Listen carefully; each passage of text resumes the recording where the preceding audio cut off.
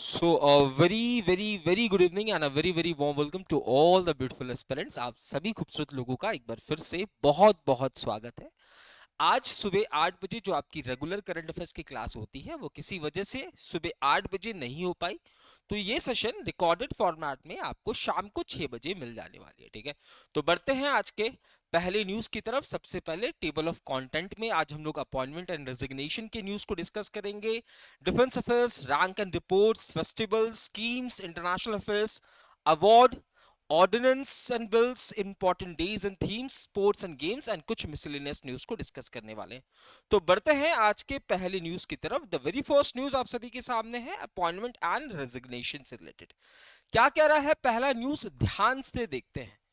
पहला न्यूज आपसे पूछ रहा है कि बाबूजी एक बात बताइए, who has been appointed as the executive director of National Payment Corporation of India। ठीक है, यहां पे एनपीसीआई की बात हो रही है, यानी कि national payment corporation of India की बात हो रही है, जिसे स्टैब्लिश किया गया 2008 के अंदर। 2008 में इसे स्टैब्लिश किया गया under the payment and settlement act, under the payment and settlement act, payment and settlement act of, payment and settlement act of 2007। तो इस पर्टिकुलर एक्ट के तहत जो है इसे स्टैब्लिश किया गया, किसे, एनपीसीआई को, यानी कि national payment corporation of India. ठीक है, ये भैया भारत के अंदर, ये इंडिया के अंदर रिटेल पेमेंट्स को मैनेज करता है। भारत के अंदर रिटेल पेमेंट एंड सेटलमेंट को मैनेज करने का काम करेगा, सेटलमेंट को मैनेज करने का काम करेगा। ठीक है, ठीक है। यहां पे आपको एमडी सीईओ के पोस्ट पे, एमडी सीईओ के पोस्ट पे आपको कौन देखने को मिलेंगे? दिलीप आसपे। कौन देखने को मिलेंगे? दिलीप आसपे। कमेंट सेक्शन में आप लोग बताओगे कि इसके नॉन एग्जीक्यूटिव चेयरमैन कौन है। नॉन एग्जीक्यूटिव चेयरमैन कौन है किसके?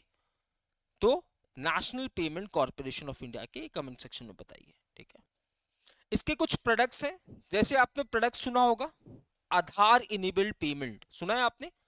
आधार इनेबल पेमेंट सिस्टम, ये इसी का है।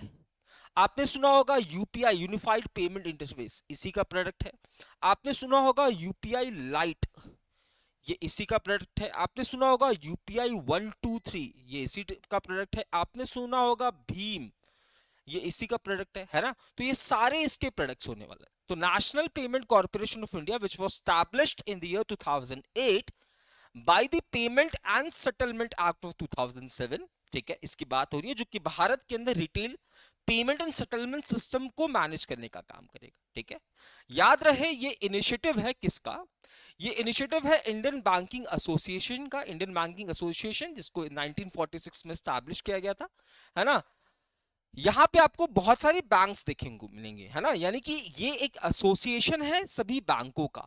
ठीक है, लगभग 240 से ज्यादा आपको यहाँ पे बैंक्स या फाइनेंशियल इंस्टीट्यूशंस देखने को मिलेंगे। तो Indian banking institution plus reserve bank of India का इनिशिएटिव होने वाला है क्या? National payment corporation of India. अब आपसे क्वेश्चन क्या पूछ रहा है, ध्यान से देखेंगे। आपसे क्वेश्चन पूछ रहा है कि हाल ही में एनपीसीआई के एग्जीक्यूटिव डायरेक्टर की पोस्ट पे किसका अपॉइंटमेंट हो रहा है? तो मैंने कहा सर एग्जीक्यूटिव डायरेक्टर के पोस्ट पे किसका अपॉइंटमेंट हो रहा है?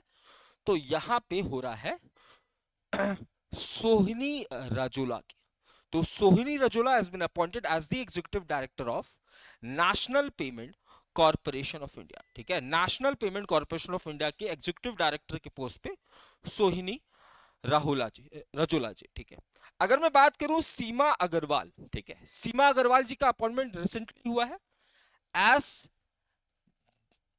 As DGP of fire and rescue services, DGP of fire and rescue services, rescue services. वहीं अगर मैं बात करूं मोहसिन नकवी, इनका अपॉइंटमेंट हुआ है as president of Asian cricket council, Asian cricket council, ये हमने डिस्कस किया था, Asian cricket council. Shiva Subramaniam Raman ji का, शिवा सुब्रमण्यम रमन जी का अपॉइंटमेंट हुआ है as chairman of P FRDA, PFRDA का मतलब क्या होता है? Pension fund regulatory development authority. ठीक है, pension fund regulatory development authority. तो न्यूज आपसे पूछा था कि एग्जीक्यूटिव डायरेक्टर ऑफ एनपीसीआई की पोस्ट पे किसे इलेक्ट किया गया है? मैंने कहा श्री सोहिनी राजोला। मैंने कहा कुछ ऑप्शंस को भी लपेट देते हैं, तो सीमा अग्रवाल जी का appointment DGP of fire and rescue services के पोस्ट पे हुआ है। मोहसिन नकवी जो कि अब तक पाकिस्तान क्रिकेट बोर्ड के अंदर थे, अब आपको यहाँ पे प्रेसिडेंट के रूप में देखने को मिलेंगे एशियन क्रिकेट काउंसिल के अंदर, जो कि एशियन देशों में क्रिकेट को प्रमोट करने का काम करेगा। शिवा सुब्रमण्यम रमन, इनको पीफ्रेडा यानी कि pension fund regulatory development authority का चेयरमैन अपॉइंट किया गया। एनपीसीआई की अगर मैं बात करूं तो इसका फुल फॉर्म होता है national payment corporation of India, जिसे स्टैब्लिश किया गया 2008 में बाई ए एक्ट, जिसे हम payment and settlement act of 2007 के नाम से जानते हैं। इसके बहुत सारे प्रोडक्ट्स हैं, जिसमें आपको यूपीआई एक प्रोडक्ट देखने को मिलेगा, भीम आपको एक प्रोडक्ट देखने को मिलेगा, यूपीआई लाइट, यूपीआई 123, आधार इनेबल पेमेंट, ये सारे इसके प्रोडक्ट्स हैं। ठीक है, एनपीसीआई इनिशिएटिव है किसका? Indian banking association, Indian banking association which was established in the year 1946। और ये एक इनिशिएटिव है ना, सभी बैंकों का, फाइनेंशियल इंस्टीट्यूशंस का 240 से ज्यादा आपको बैंक्स और फाइनेंशियल इंस्टीट्यूशंस आपको यहाँ पे एज अ मेंबर देखने को मिलेंगे। तो आईबीए प्लस आरबीआई का ये इनिशिएटिव होने वाला है एनपीसीआई। आई होप ये न्यूज क्लियर हो गया होगा। अगला प्रश्न आपसे कह रहा है डिफेंस अफेयर्स से रिलेटेड ये प्रश्न है। क्या कह रहा है, ध्यान से देखते हैं। कह रहा है कि डीआरडीओ ने सक्सेसफुली टेस्ट कर लिया है किसे? तो MRSAM यानी कि मीडियम रेंज। इसका मतलब क्या हुआ? Medium range surface to air, surface to air missile. तो भैया रिसेंटली डीआरडीओ ने एक मिसाइल को टेस्ट किया है। ये मिसाइल कौन सा है भैया? Medium range surface to air missile, यानी कि ये सरफेस से यानी कि सतह से मार करेगा और हवा में अपने टारगेट्स को मार करेगा। हवा में जितने भी इसके टारगेट्स हैं इसको मार करेगा। इसका याद रखना बच्चा, इसका रेंज कितना होने वाला है? तो इसका रेंज है भैया 70 किलोमीटर। 70 किलोमीटर तक ये 70 किलोमीटर तक के टारगेट को ये मार के गिरा सकता है। ठीक है, याद रहे इसको टेस्ट किया गया है ना, एपीजे अब्दुल कलाम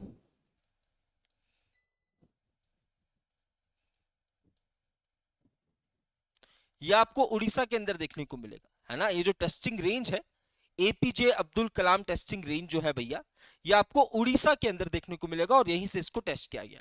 बट आपसे क्वेश्चन ये कतई नहीं पूछा है, आपसे क्वेश्चन पूछा है कि इसे बनाया गया है डिफेंस रिसर्च डेवलपमेंट ऑर्गेनाइजेशन के द्वारा किसके साथ मिलकर? तो याद रखना भैया, इसको इजराइल के साथ मिलकर बनाया गया। ठीक है, तो रिसेंटली क्या हुआ? रिसेंटली डीआरडीओ ने 4 बार टेस्ट किया है, याद रखना 4 times medium range surface to air missile को टेस्ट किया है।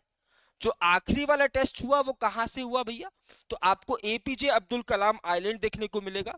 कहां पे? उड़ीसा के अंदर। यहां से टेस्ट हुआ। इसकी रेंज कितनी है? तो ये सतह से हवा में मार करेगा अपने टारगेट्स को, 70 किलोमीटर के रेडियस को कवर कर लेगा। ठीक है, आंसर क्या हो जाएगा? इजराइल के साथ मिलकर इसको लॉन्च किया, बनाया गया। ठीक है, आपसे पूछा है यहां पे रशिया, रशिया और इंडिया के बीच में कौन सा एक्सरसाइज होता है? तो याद रखना रशिया और इंडिया के बीच में इंदिरा एक्सरसाइज होता है। रशिया और इंडिया के बीच में इंदिरा एक्सरसाइज कंडक्ट होता है। यहां पे आ गया भैया यूएसए, चाइना और इंडिया के बीच में हैंड इन हैंड, कौन सा? हैंड इन हैंड एक्सरसाइज होता है। ठीक है, यूएसए और इंडिया के बीच में कौन कौन सा एक्सरसाइज होता है? तो यूएसए की और इंडिया के बीच में युद्ध अभ्यास, लिख लो कौन कौन सा युद्ध अभ्यास होता है। ठीक है, यूएसए और इंडिया के बीच में वज्र प्रहार होता है। क्या होता है? वज्र प्रहार नाम का एक्सरसाइज होता है। और याद रहे टाइगर ट्रंप एक्सरसाइज भी इंडिया और यूएसए के बीच में होता है। ठीक है, तो यहां पे डीआरडीओ ने सक्सेसफुली टेस्ट कर लिया है किसे? तो medium range surface to air missile. इसे बनाया गया है इजराइल के साथ मिलकर। ठीक है, ध्यान रखना। अगला न्यूज, अगला न्यूज आपसे पूछा है रैंक एंड रिपोर्ट से रिलेटेड, कह रहा है कि what is the rank of India in the network readiness index. सबसे पहले इस रिपोर्ट की अगर मैं बात करूं, ठीक है, तो इसे हम टेक्नोलॉजी एंड इनोवेशन इंडेक्स के नाम से भी जानते हैं। टेक्नोलॉजी एंड इनोवेशन इंडेक्स के नाम से भी जानते हैं, एंड इनोवेशन इंडेक्स के नाम से भी जानते हैं, ठीक है, पहली पॉइंट। दूसरी पॉइंट, इस रिपोर्ट को रिलीज कौन करता है? इस रिपोर्ट को रिलीज करता है यूएनसीटैड, ठीक है। यूएनसीटैड का मतलब होता है UN conference on trade and development. UN conference on trade and development ये वो बॉडी है जिसे स्टैब्लिश किया गया 1964 में। जेनेवा के अंदर आपको इसका हेडक्वार्टर देखने मिलने वाला है, ठीक है।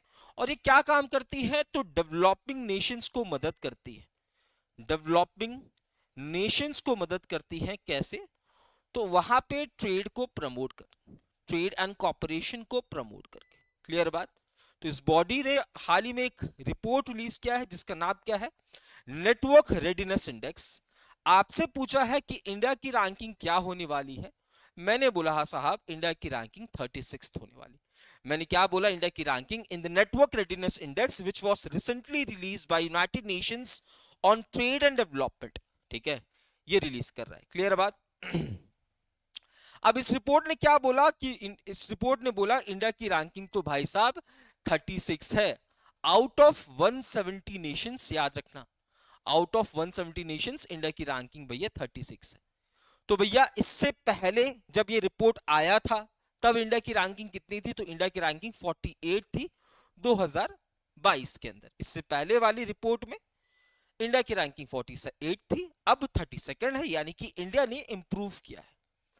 अब देखो, जब भी कोई एक रिपोर्ट रिलीज की जाती है ना, तो हर एक रिपोर्ट का के कुछ पैरामीटर्स होते हैं जिसके बाद डिसाइड होता है कि आपकी ओवरऑल रैंकिंग क्या है। तो इसको भी कुछ पैरामीटर्स हैं। तो आप देखोगे आईसीटी के अंदर इंडिया की रैंकिंग है 99th, स्किल्स में इंडिया की रैंकिंग है 113, रिसर्च एंड डेवलपमेंट में 3rd, इंडस्ट्रियल कैपेसिटी में 10th, फाइनेंस में इंडिया का टारगेट रैंक है 70th, गिटहब डेवलपर्स में 2nd रैंक है, एंड एआई इन्वेस्टमेंट, ऐसी कौन सी देश है जो कि सबसे ज्यादा आर्टिफिशियल इंटेलिजेंस के सेक्टर में इन्वेस्ट कर रही है? तो भारत का रैंक इसमें 10th नंबर पे है।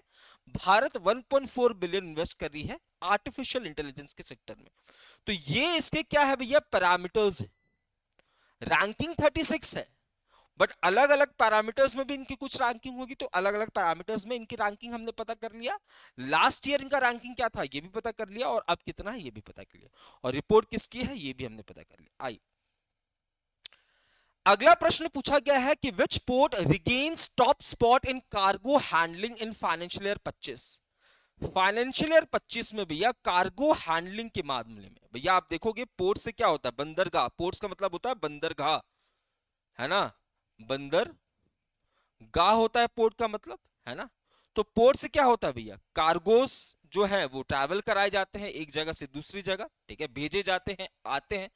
तो कार्गो हैंडलिंग की बात की जा रही है। तो कार्गो हैंडलिंग के मामले में इस बार कौन सी पोर्ट जो है वो टॉप कर रही है? तो याद रखना Kandla port, sorry Paradip port. ये पारादीप पोर्ट आपको कहां देखने को मिलेगा? उड़ीसा के अंदर। तो उड़ीसा के अंदर पारादीप पोर्ट देखने को मिल रहा है ना? जो कि फाइनेंशियल ईयर 25 यानी कि 24-25 की बात हो रही है। 24-25 में, 24-25 पूरे साल में सबसे ज्यादा कार्गो हैंडलिंग जो है इसी पोर्ट के द्वारा किया जा रहा है। कितना? तो 150.41 million metric tonne cargo handling. क्या लास्ट ईयर भी पारादीप पोर्ट टॉप पे था? नहीं, लास्ट ईयर भैया पंडित दीनदयाल पोर्ट, है ना? Last year Pandit Deendayal port top पे था। इसी का नाम हम लोग क्या जानते हैं भैया? कांदला पोर्ट के नाम से जानते हैं। इसी को हम लोग कांदना पोर्ट के नाम से भी जानते हैं। तो last year Pandit Deendayal port कह लो या कांदला पोर्ट कह लो, ये टॉप पे था, फर्स्ट नंबर पे था। बट इस बार आपको पारादीप पोर्ट कार्गो हैंडलिंग के मामले में टॉप पे देखने को मिलेगा। क्लियर है?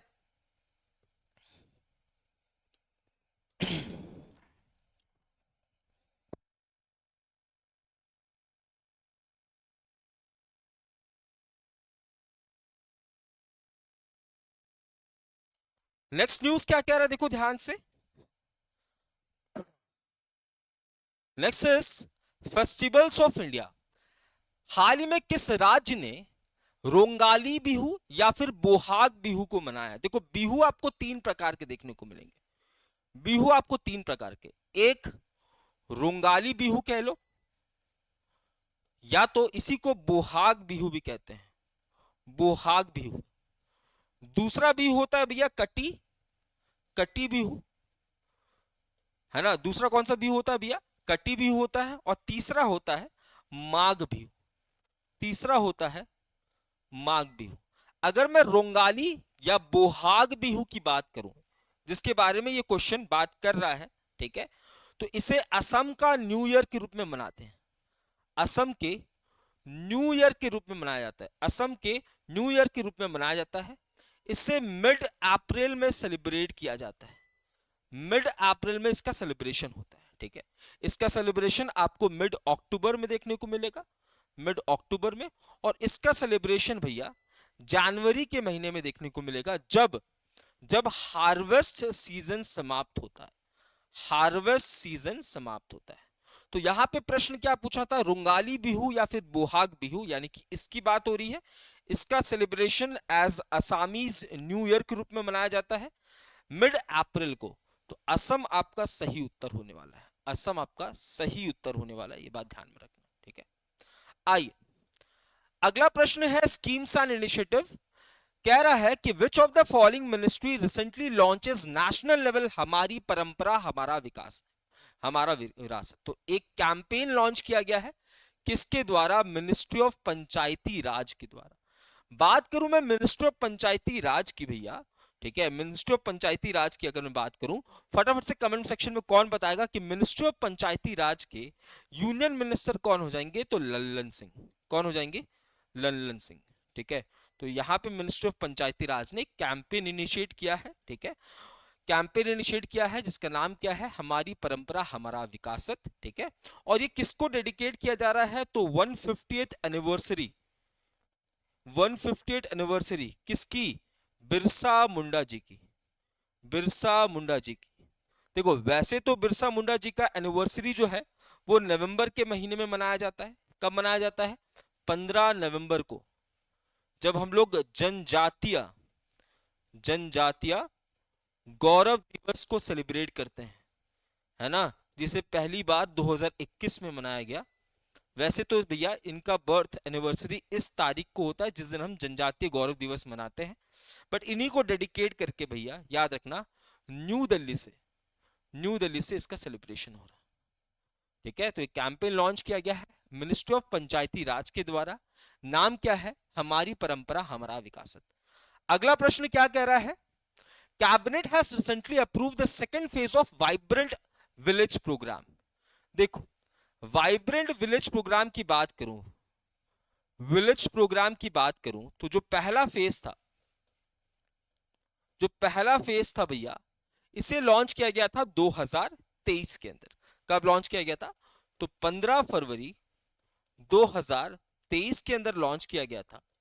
जहां पे हम लोग क्या कर रहे थे, कुछ स्टेट्स के अंदर, कुछ ऐसे स्टेट्स जो कि चाइना के साथ अपनी बाउंड्री शेयर कर रहे हैं, वहां पे डेवलपमेंट का काम कर रहे थे, या बॉर्डर एरियाज में जो विलेजेस हैं उनके डेवलपमेंट का काम कर रहे थे। वो कौन कौन से? जैसे अरुणाचल प्रदेश थे, है ना, अरुणाचल प्रदेश हो गया, उत्तराखंड के अंदर हम लोग काम कर रहे थे, हिमाचल प्रदेश के अंदर हम काम कर रहे थे, हम सिक्किम के अंदर काम कर रहे थे, ठीक है, हम लद्दाख के अंदर काम कर रहे थे। तो ये वो स्टेट्स हैं जहां के विलेजेस को हम लोग डेवलप कर रहे थे, ठीक है, जहां के विलेजेस को हम लोग डेवलप कर रहे थे। 19 डिस्ट्रिक्ट के 19 डिस्ट्रिक्ट के 49 ब्लॉक्स को हम लोग यहाँ पे डेवलप कर रहे थे। कौन से इनिशिएटिव के अंदर? तो वाइब्रेंट विलेज इनिशिएटिव के अंदर। और उस समय इसका बजट कितना था? 4800 करोड़ था। कितना था? 4800 करोड़। अब दोबारा से भैया इसे लॉन्च कर दिया गया है, इसका सेकंड फेज लॉन्च हो रहा है। कितना बजट है? तो 6839 का बजट है। इस बार बहुत सारे राज्यों को यहाँ पे ऐड किया गया है, बिहार वगैरह को भी ऐड कर दिया गया है, उत्तर प्रदेश वगैरह को भी ऐड कर दिया गया है, ठीक है। और 2027-28 तक ये चलेगा, 2027-28 तक ये चलने वाला है, ठीक है। तो वाइब्रेंट विलेज प्रोग्राम का मेन मोटिव जब पहली बार इसे लॉन्च किया गया था वो क्या था भैया, तो बॉर्डर एरियाज में जो है ना, बॉर्डर एरियाज में जो गांव है उनको डेवलप करना, सड़कें प्रोवाइड करना, लेट्स से सड़कें प्रोवाइड कर दिया उनको, है ना, पीने का पानी वहां तक पहुंचा दिया, ये सारी चीजें। और अब इसका सेकंड फेज का बजट इतना है, सेकंड फेज इस समय तक लॉन्च किया गया, तो यहाँ पे बजट होने वाला है 6389, ठीक है, 6389 इसका बजट होने वाला। आइए next news is international affairs से रिलेटेड न्यूज है। Which of the following becomes first European country to withdraw from International criminal Court. देखिए दो आपको कोर्ट देखने को मिलेंगे, एक होगा इंटरनेशनल कोर्ट ऑफ जस्टिस और एक होगा इंटरनेशनल क्रिमिनल कोर्ट। दोनों का ही हेडक्वार्टर कहां पे है, हेग के अंदर, हेग यानी कि नीदरलैंड्स, हेग यानी कि नीदरलैंड्स के अंदर। इसका हेडक्वार्टर भी भैया कहां पे है, हेग के अंदर, हेग यानी कि नीदरलैंड्स के अंदर आपको इसका हेडक्वार्टर देखने को मिलेगा, कहां पे, नीदरलैंड्स के अंदर, ठीक है। इसे स्टैब्लिश कब किया जा रहा है, 2002 के अंदर, 2002 में से स्टैब्लिश किया गया था। रोम स्टैट्यूट, रोम स्टैट्यूट साइन होने के बाद, साइन होने के बाद क्या इसका इंडिया मेंबर है, नहीं, इंडिया इसका मेंबर नहीं होने वाला है। ये क्या करेगा, ये इंडिविजुअल्स को, ऐसे इंडिविजुअल्स जो कि वॉर क्राइम कर रहे हैं, वॉर क्राइम कर रहे हैं, जेनोसाइड कर रहे हैं, है ना, इन सबको भैया प्रोसिक्यूट करने का काम करता है। इसका काम क्या होता है, दो नेशंस के बीच में कोई वॉर है, दो नेशंस के बीच में कोई कॉन्फ्लिक्ट है, उन कॉन्फ्लिक्ट को दूर करने का काम करता है। ये पार्ट है भैया किसका, ये पार्ट हो जाएगा यूनाइटेड नेशंस का, है ना, यूनाइटेड नेशंस का one of the 6 principal organ यही होने वाला है। अब आपसे पूछा है कि पहली यूरोपियन कंट्री कौन बन गई है जो कि इंटरनेशनल क्रिमिनल कोर्ट से अपना नाम वापस ले रही है, तो ये आपको हंगरी देखने को मिलेगी। याद करो इंटरनेशनल कोर्ट ने, है ना, इजराइल के प्रेसिडेंट के ऊपर, इजराइल के प्रेसिडेंट के ऊपर, इजराइल के फॉर्मर डिफेंस मिनिस्टर के ऊपर, फॉर्मर डिफेंस मिनिस्टर के ऊपर और एक हमास के कमांडर को के ऊपर, यहाँ पे इनके ऊपर एक अरेस्ट वारंट जो है वो रिलीज किया था, हालांकि कुछ हुआ नहीं, ठीक है। तो इंटरनेशनल क्रिमिनल कोर्ट ये पार्ट है किसका, ये one of the 6 principal organ है यूनाइटेड नेशंस का, ठीक है। याद रहे यहाँ पे दलबीर भंडारी इंडिया को रिप्रेजेंट कर रहे हैं, दलबीर भंडारी, है ना। यहाँ पे जो जजेस होते हैं, कितने जजेस होते हैं, तो एक बार में 15 जजेस होंगे और जिनका टेन्योर 9 साल का होगा। तो इंडिया को चौथी बार यहाँ पे रिप्रेजेंट किया जा रहा है ना, जजेस के द्वारा। चौथे नंबर के जज कौन है, Dalbir Bhandari. International criminal court ये इंडिविजुअल्स के क्राइम को देखता है, वॉर क्राइम, जेनोसाइड वगैरह, है ना। आई next news is who recently flag off joint Indo Nepal army expedition to mount Everest and Kanchenjunga. तो भैया एक एक्सपीडिशन जा रहा है कहां पे, एक तो भैया K2 पे जा रहा है कंचनजंगा, और एक माउंट एवरेस्ट पे जा रहा है, माउंट एवरेस्ट पे जा रहा है।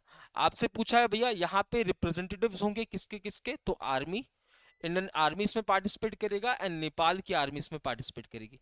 नेपाल की आर्मी इसमें पार्टिसिपेट करने वाली है। कहाँ जा रहे हैं भैया, एक बार यहाँ जाएंगे, एक बार यहाँ जाएंगे, ठीक है।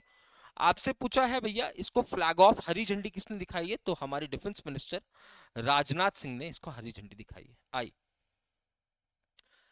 अगला news is awards and rewards, बोल रहा है कि who has been recently honoured with National Yuva Award. National Yuva Award किसे दिया जाता है, नेशनल युवा अवार्ड उन युवाओं को दिया जाता है जो कि अलग अलग सेक्टर, चाहे वो एजुकेशन के सेक्टर में अच्छा काम कर रहे हो, है ना, बिजनेस के सेक्टर में अच्छा काम कर रहे हो, हेल्थ केयर के सेक्टर में ऐसा काम कर रहे हो, मतलब अच्छे फील्ड्स में अगर आप कुछ कंट्रीब्यूट कर रहे हैं, उनको यहाँ पे क्या मिलता है, उनको यहाँ पे नेशनल युवा अवार्ड मिलता है। इस बार नेशनल युवा अवार्ड किसको मिल रहा है, आकाश श्रॉफ को मिल रहा है। किसे मिल रहा है, आकाश श्रॉफ। अगर आपको याद हो चिरंजीवी जी की बात करूं अगर मैं, है ना, चिरंजीवी की अगर मैं बात करूं तो चिरंजीवी को लाइफ टाइम अचीवमेंट अवार्ड दिया गया, है ना, यूके के द्वारा। Life time achievement award, life time achievement award, ये एक्टर है ना, विजय शंकर साहब को, है ना, डेनमार्क का नाइट क्रॉस दिया गया, अगर आपको याद हो, डेनमार्क का नाइट क्रॉस दिया गया, नाइट क्रॉस दिया गया। और बात करूं निखिल सिंगल साहब की, इनको यूपी का अनमोल रत्न अवार्ड, यूपीस अनमोल रत्न रत्न अवार्ड से सम्मानित किया गया। ठीक है, तो यहां पे आकाश श्रॉफ है ना, इनको क्या मिल रहा है, नेशनल युवा अवार्ड मिल रहा है। ठीक है, नेशनल युवा अवार्ड। क्या क्या किया है इन्होंने, देख लेते हैं भैया। तो यूनियन मिनिस्टर मनसुख मंडाविया ने अवार्ड दिया है पार्लियामेंट हाउस न्यू दिल्ली के अंदर। ठीक है, अवार्ड की शुरुआत कौन कर रहा है, मिनिस्टर ऑफ यूथ अफेयर्स। ठीक है, किसको मिल रहा है, आकाश श्रॉफ, जिसका होम टाउन बेंगलुरु कर्नाटका में है। ये फाउंडर है युवा स्पार्क के। ठीक है, और आप देखोगे 3.46 लाख चिल्ड्रंस को इनके कंट्रीब्यूशन से मदद मिला है। ये क्या कर रहे हैं भैया, digitisation of learning at 600 plus anganwadi centres में डिजिटाइजेशन का काम इन्होंने किया है। ठीक है, आइए अगला प्रश्न कह रहा है ordinance and bills, how many votes were in favour of the Waqf bill in the Rajya Sabha. देखो वक्फ बिल, कभी भी कोई भी बिल आता है भैया, कोई भी बिल आता है तो ये बिल या तो राज्यसभा में आएगा और या तो लोकसभा में आएगा। पर याद रहे जो वक्फ बिल आया वो सबसे पहले कहां आया, लोकसभा में। लोकसभा में जब आया तो भैया हाँ कितने लोगों ने बोला इस बिल को के लिए, हाँ कितने लोगों ने बोला, 288 लोगों ने, और ना कितने लोगों ने बोला, 232 लोगों ने। यानी कि बिल लोकसभा से पास हो गया। फिर ये गया राज्यसभा के पास, राज्यसभा में हाँ कितने लोगों ने बोला, तो 128 लोगों ने, और ना कितने लोगों ने बोला, नो कितने लोगों ने बोला, तो 95 लोगों ने। यानी कि भैया मेजॉरिटी से ये बिल पास हो गया, लोकसभा राज्यसभा से। अब ये बिल चला गया किसके पास, प्रेसिडेंट के पास। प्रेसिडेंट यानी कि द्रौपदी मुर्मू जी ने, द्रौपदी मुर्मू जी ने अंडर विच आर्टिकल, है ना, बिल को एसेंट कर दिया। यानी कि अब ये बिल पास हो चुका है। तो राज्यसभा से पूछा है तो राज्यसभा से 128, है ना। एग्जाम में देखो याद रखना, यहां से एक क्वेश्चन क्या बन सकता है ना, एग्जाम में आपसे क्वेश्चन बन सकता है क्या, देखो जो वक्फ बिल है ना भैया, जो वक्फ बिल है, देखो क्या होता है, वक्फ होता क्या है, वक्फ प्रॉपर्टी क्या होती है। लेट्स से आप मुस्लिम रिलीजन को फॉलो करते हो या इस्लाम को फॉलो करते हो, ठीक है, और आपने बोला कि इस्लाम के लिए मैं अपनी प्रॉपर्टी दान करता हूं, ये प्रॉपर्टी भी जो है क्या हो जाएगी, इसी प्रॉपर्टी को हम वक्फ प्रॉपर्टी कहते हैं, वक्फ प्रॉपर्टी को। ठीक है, अब इसी वक्फ प्रॉपर्टी को देखने के लिए हमारे पास क्या है, वक्फ बोर्ड। क्या है, वक्फ बोर्ड है या काउंसिल है ना। अब इस वक्फ बोर्ड या काउंसिल के अंदर कुछ चेंजेस की बात की गई है। कितने चेंजेस, 44 चेंजेस की बात की गई है, 44 चेंजेस की बात की गई है। ठीक है, बट अडॉप्ट कितने चेंजेस को किया गया, 14 चेंजेस को यहाँ पे अडॉप्ट किया गया। एग्जाम में आपसे क्वेश्चन पूछ सकता है कि 2023 में एक कमिटी फॉर्म हुई थी, है ना, जो कि वक्फ में क्या क्या अमेंडमेंट्स किए जा सकते हैं, ठीक है, इससे रिलेटेड जो है बात की जाएगी, है ना। तो जेपाल जेपाल कमिटी थी वो, ठीक है, जिसने रिकमेंड किया कि ये 14 चेंजेस तो होंगे, ठीक है, जिसमें ऐसा है कि वुमेन्स को राइट मिलेगा, 2 नॉन मुस्लिम्स होने चाहिए बोर्ड के अंदर, है ना। उसके बाद आपको रजिस्टर करना पड़ेगा जितने भी प्रॉपर्टीज वक्त प्रॉपर्टी है, अलग अलग चीजें। चलिए इंपॉर्टेंट डेज एंड थीम्स की बात कर रहे हैं तो नेशनल मैरीटाइम डे कब सेलिब्रेट किया जाता है, तो याद रखना हर साल 5 अप्रैल को नेशनल मैरीटाइम डे सेलिब्रेट किया जाता है। एग्जाम में आपसे क्वेश्चन पूछेगा अगर कि क्यों 5 अप्रैल को सेलिब्रेट किया जाता है, क्योंकि भैया याद रखना 5 अप्रैल 1919, 5 अप्रैल 1919 को, ठीक है, 1919 को एसएस लॉयल्टी ये मुंबई से कहा गया था, लंदन गया था। कहां गया था, मुंबई से लंदन गया था।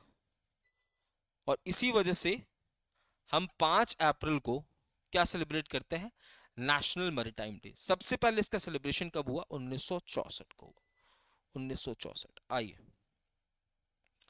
अगला है स्पोर्ट्स एंड गेम्स से रिलेटेड न्यूज। तो बोल रहा है कि कौन सी सिटी आने वाले टाइम पे ये इस पर्टिकुलर टूर्नामेंट की शुरुआत हो चुकी है। तो 15th edition of Hockey India senior men's national championship भैया कहां पे हो रहा है, तो लिख लो झांसी के अंदर। कहां पे हो रहा है, झांसी के अंदर, ठीक है। तो 14th वाला कहां पे हुआ, तो लिख लेना 14th वाला चेन्नई के अंदर हुआ था। 14th वाला कहां हुआ था, चेन्नई वाला। 14th एडिशन कहां हुआ था भैया, चेन्नई के अंदर हुआ था, जहां पे उड़ीसा विनर थी, जहां पे उड़ीसा विनर थी। और रनर कौन था? तो रनर था हरियाणा। रनर कौन था? हरियाणा रनर था। ठीक है, आइए। बटालिक क्रिकेट लीग, इसकी शुरुआत किसने की है? तो बटालिक एक विलेज देखने को मिलेगा, बटालिक एक विलेज देखने को मिलेगा, और यहीं पे बटालिक क्रिकेट लीग की शुरुआत इंडियन आर्मी ने की है, इंडियन आर्मी ने। ठीक है, और ये बटालिक विलेज कहाँ पे है बच्चा? तो लद्दाख के अंदर। ठीक है, लद्दाख के अंदर। आइए अब मिसलिनियस न्यूज देख लेते हैं। तो भैया famous Manoj Kumar actor director, इनका देहांत हो गया 87 से। काफी समय से बीमार चल रहे थे और अब इनका देहांत हो चुका है। ठीक है, तो ये था हमारा आज का सेशन। आई होप आप सभी को सेशन जो है वो समझ में आया होगा। सेशन से रिलेटेड कोई भी सजेशन हो, कोई भी रिकमेंडेशन हो, वो क्लास के बाद कमेंट बॉक्स में जरूर शेयर कर सकते हैं। अब मिलते हैं सुबह 8 बजे, तब तक के लिए मैं शिवम सिंह अलविदा लेता हूं। जय हिंद, जय भारत।